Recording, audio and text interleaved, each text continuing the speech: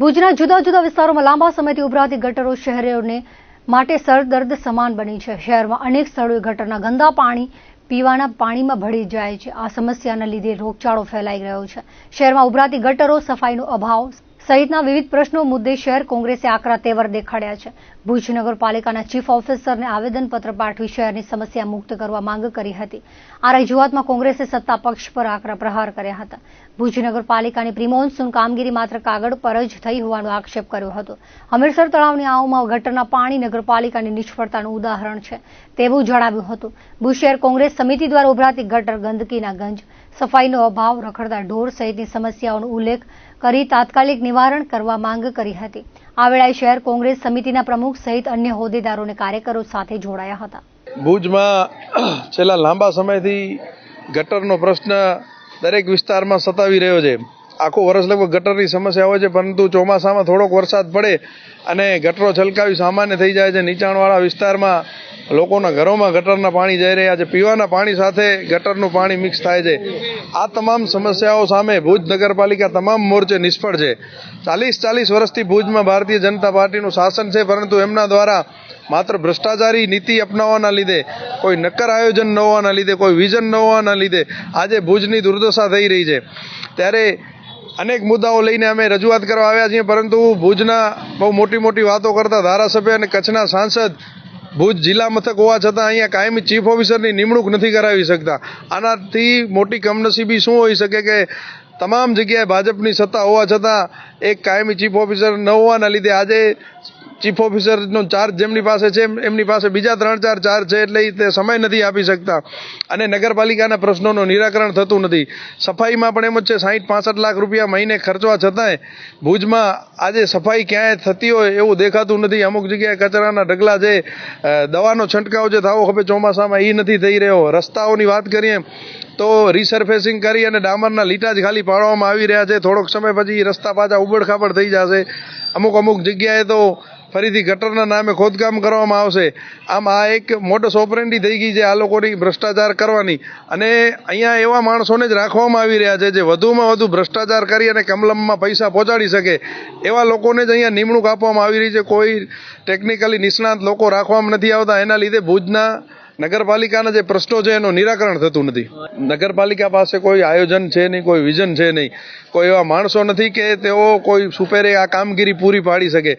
અહીંયા ગટરનો પ્રશ્ન છે, સફાઈનો પ્રશ્ન છે, રસ્તાના પ્રશ્ન લોકોને જે સતાવી રહ્યા છે એ પ્રશ્નો આજે તમે રખડતા ઢોરોની સમસ્યા જો તો ભુજનો કોઈ એવો રસ્તો નથી જ્યાં રખડતા ઢોરનો, આના લીધે અવારનવાર ગંભીર બનાવો બનતા હોય છે। ક્યારેક નાગરિકોને જીવ ગુમાવવો પડતો હોય છે। આ બાબતે પણ અમારી માંગ છે કે આમાં જવાબદારોની જવાબદારી ફિક્સ કરી અને ફોજદારી ફરિયાદ દાખલ કરવામાં આવે, ભોગ બનનારને વળતર આપવામાં આવે। નખત્રાણાના પોલીસ સ્ટેશન ખાતે કેસીઆરસી અંધજન મંડળ લોહાણા મહાજન દ્વારા ચક્ષુ નિદાન કેમ્પનું આયોજન કરાયું હતું।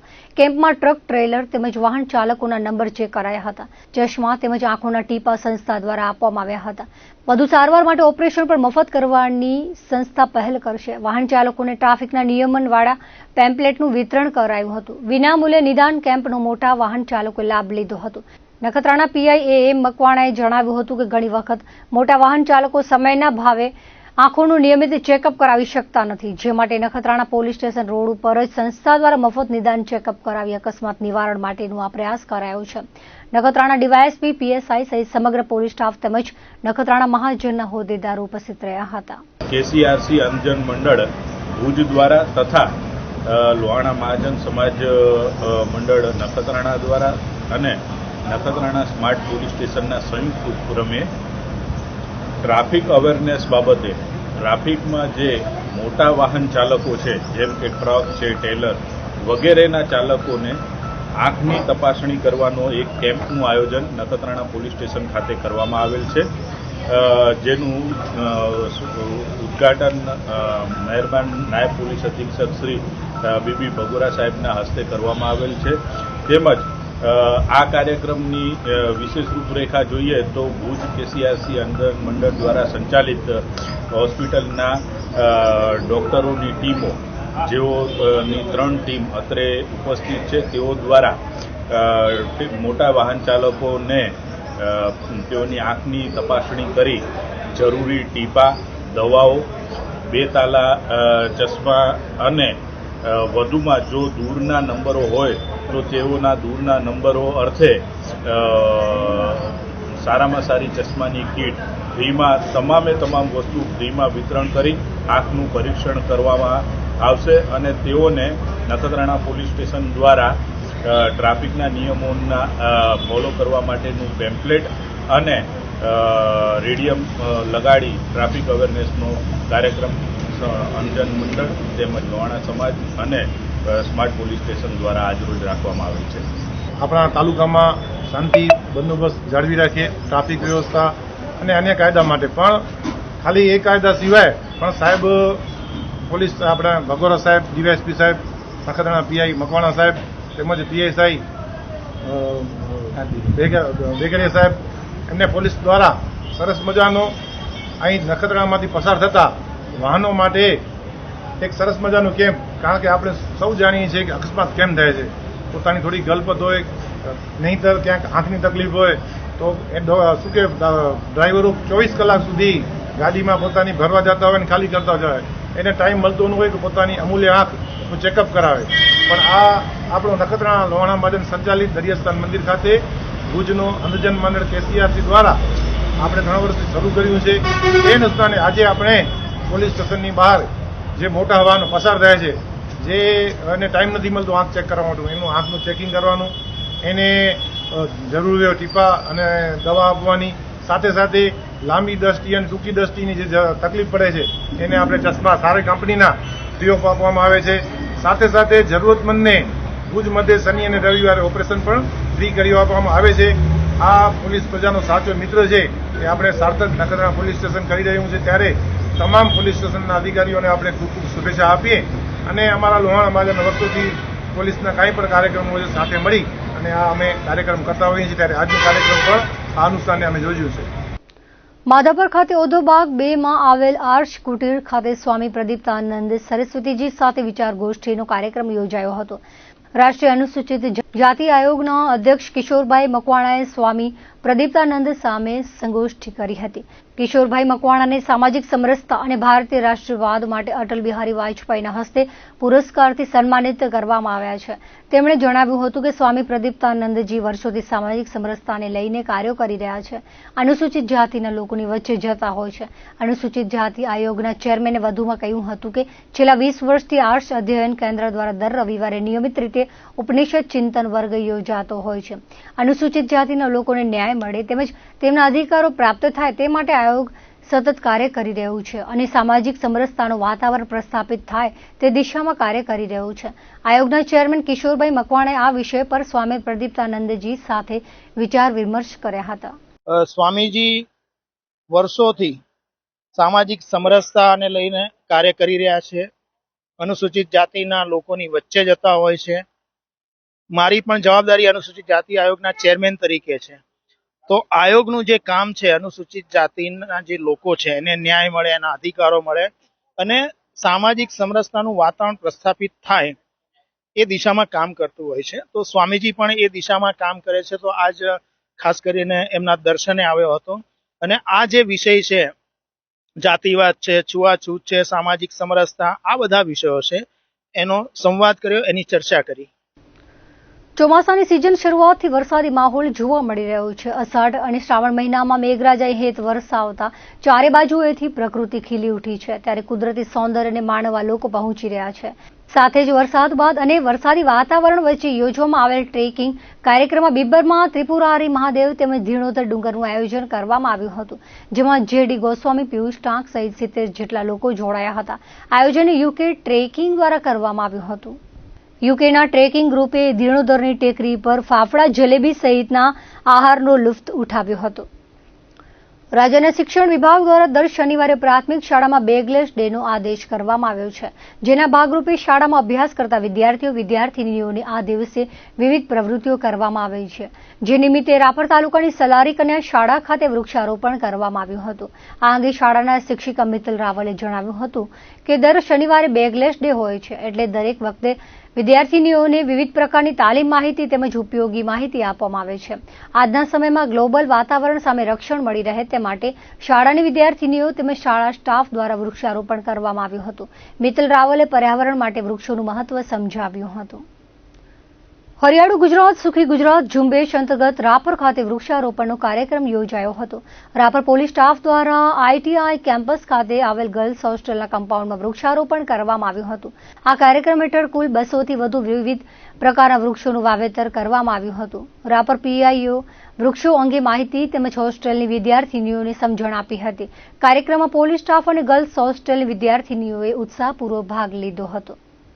સંગીત અને માનસિક શાંતિ પ્રદાન કરતું સૌથી સક્ષમ માધ્યમ છે. વિતેલા જમાનાના કર્ણપ્રિય અને સુમધુર ગીતો આજે પણ લોકમુખી ગવાય છે. ક્લાસિકલ અને સેમી ક્લાસિકલ ગીતોના માધુર્યને રજૂ કરતો એક ખાસ કાર્યક્રમ ભુજના હોટલ મંગલમ ખાતે યોજાયો હતો.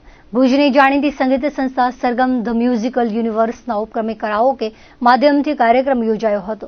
આ વેળાએ ઉપસ્થિત સંસ્થાના માર્ગદર્શક શંકર સચ્ચદેએ જણાવ્યું હતું કે આ સંસ્થા જૂની પેઢીના લોકપ્રિય ગીતોને સુંદર રીતે રજૂ કરી ખૂબ ટૂંકા સમયગાળામાં સંગીત રસિકોના હૃદયમાં સ્થાન અંકિત કરી ચૂકી છે. સંસ્થાના પ્રમુખ કિશોરસિંહ રાઠોડે ભવિષ્યમાં ભુજના ટાઉન હોલ ખાતે કરાઓકે માધ્યમથી જિલ્લા કક્ષાનો સંગીતનો કાર્યક્રમ યોજવાની નેમ વ્યક્ત કરી હતી. આ કાર્યક્રમને માણવા મોટી સંખ્યામાં સંગીત પ્રેમીઓ ઉપસ્થિત રહ્યા હતા. સરગમ ધ મ્યુઝિકલ યુનિવર્સના કલાકારો યાદગાર જૂના ગીતોને રજૂ કરી ઉપસ્થિતોને મંત્રમુગ્ધ કર્યા હતા. Sargam the musical group universe એ ભુજની એક અગ્રગણ્ય સંગીત સંસ્થા છે. એની સ્થાપના તાજેતરમાં થઈ છે, પણ ટૂંક સમયમાં એમણે સારી નામના પ્રાપ્ત કરી છે. આજથી થોડાક સમય પહેલા આ જ સ્થળે આવા કાર્યક્રમનું આયોજન કરવામાં આવેલું, ત્યારે આ સંસ્થાના સભ્યોએ અને બીજા ગાયકોએ શબ્દ, સૂર અને તાલની સંપૂર્ણ સમજથી જે ગીતો રજૂ કર્યા એને કારણે શ્રોતાઓને ખૂબ જ મજા આવી હતી. અને આજે પણ આપ જોઈ રહ્યા છો કે કાર્યક્રમની શરૂઆત બહુ જ સારી થઈ છે. કાર્યક્રમ બહુ સારી રીતે ચાલી રહ્યો છે. હું હંમેશા કહું છું કે ભાઈ અમારી જનરેશનને લાગે વળગે છે ત્યાં સુધી અમે સામાન્ય રીતે ક્લાસિકલ ઓર સેમી ક્લાસિકલ બેઝ અર્થસભર, ભાવપૂર્ણ અને કર્ણપ્રિય ગીતો સાંભળવાનું પસંદ કરીએ છીએ. તો અમારી જે અપેક્ષાઓ છે એ અપેક્ષાને આ સંસ્થા સંપૂર્ણ રીતે સંતોષે છે અને અમને ખૂબ આનંદ થાય છે. મારી આ સંસ્થા અમે લોકોએ કરાઓકે બેઝ ઉપર સંગીત પીરસી અને નિજાનંદ અને અમારા દ્વારા સર્વે સંગીત પ્રેમીઓને આનંદ આપવાની અમારી એક હાર્દિક હેતુસભરની આ સંસ્થા બનાવેલી છે, જેમાં અમે લોકો કરાઓકે બેઝ ઉપર તારીખ 25 જાન્યુઆરી 2025ના રોજ અમે શુભારંભ કરેલો. આદરણીય શ્રી શંકરભાઈ સચદેના અધ્યક્ષ સ્થળે અને એમના માર્ગદર્શન અને વડપણ હેઠળ અમારી સંસ્થાના સાચા અર્થમાં નાખુદા કહીએ કે કેપ્ટન કહીએ તો એ જહાજના કેપ્ટન તરીકે સચદે સર છે. અને અમે એમને જે યોગ્ય માર્ગદર્શન અમને મળે છે અને અમારા સંગીતકારો અને અમારા જે કલાકારો છે, ગાયકો, એમની પાસે જે ટેલેન્ટ છે એના બેઝને ધ્યાનમાં રાખી અને સાહેબના સૂચવેલા માર્ગદર્શક સિદ્ધાંતો, સજેશનો અને એમની સૂચવેલ ગીતો અમે બખૂબી નિભાવવા માટે પ્રયત્નશીલ રહ્યા છીએ અને રહીશું. અને સરના માર્ગદર્શન હેઠળ બહુ ટૂંક સમયમાં અમે ટાઉન હોલ જેવી સારા લેવલની જિલ્લા કક્ષાની સ્ટેજની જે સૌની ઈચ્છા છે એ પણ ફળીભૂત અમે કરીશું. સચદેવ સરનો ખૂબ ખૂબ આભાર.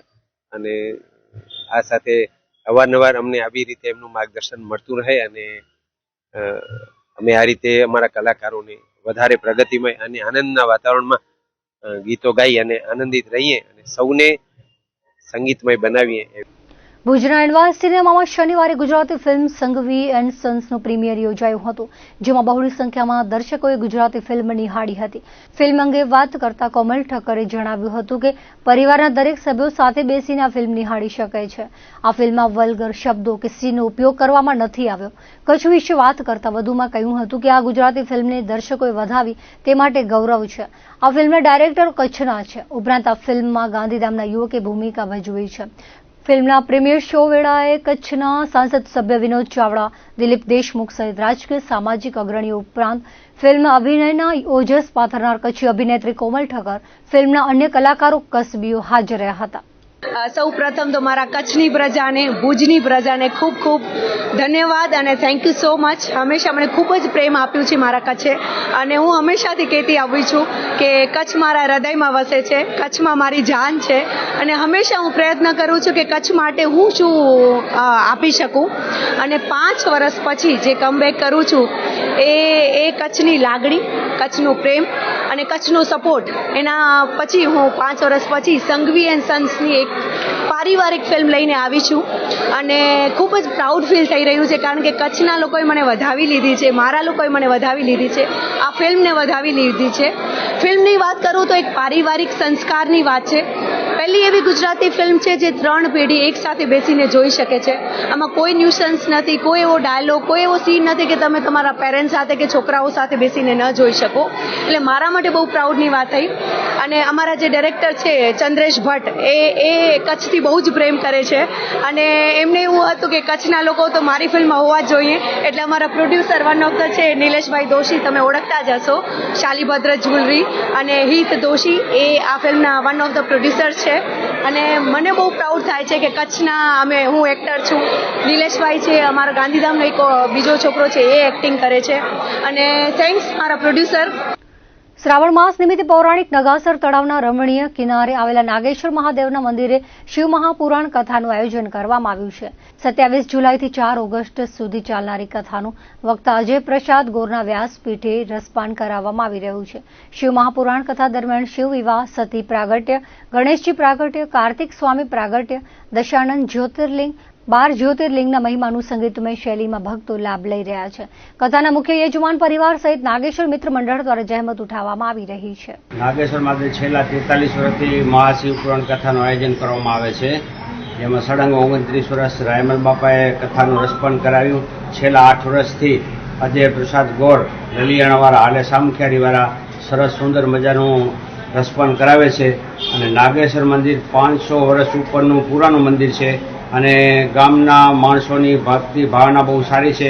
બહુ પબ્લિક દર્શન કરવા આવે છે, અને નાગેશ્વર સૌનું કલ્યાણ કરે છે.